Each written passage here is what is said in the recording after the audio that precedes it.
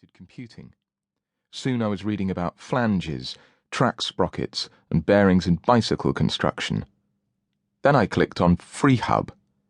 These incorporate splines, mating features for rotating elements, and a ratchet mechanism built into the hub itself, rather than adjacent to or above it, as in previous non-FreeHub models, whose temporary disengagement permits coasting. 1.4.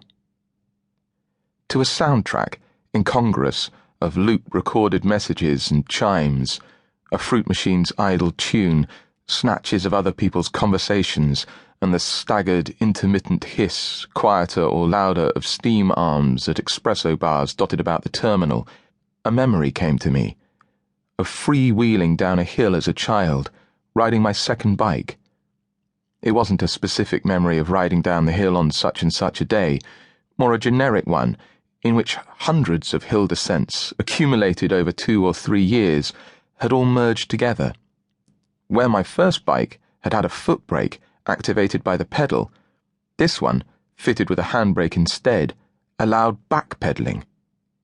This struck me, I remembered, as nothing short of miraculous, that you could move one way while rotating the crank in the opposite direction contravened my fledgling understanding not only of motion, but also of time, as though this too could be laced with contraflow lodged right inside its core.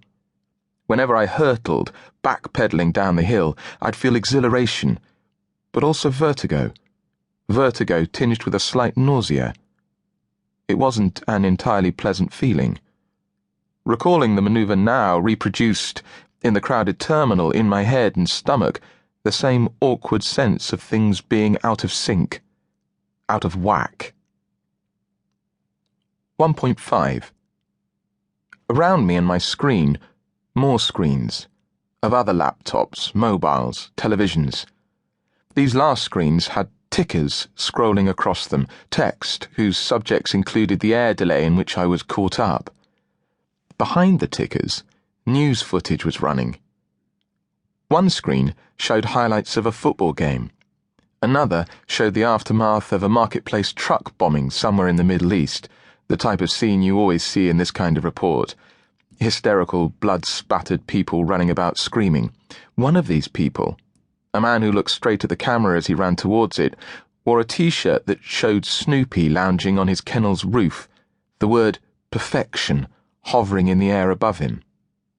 Then, the scene gave over to an oil spill that had happened somewhere in the world that morning, or the night before, aerial shots of a stricken offshore platform around which a large, dark water flower was blooming.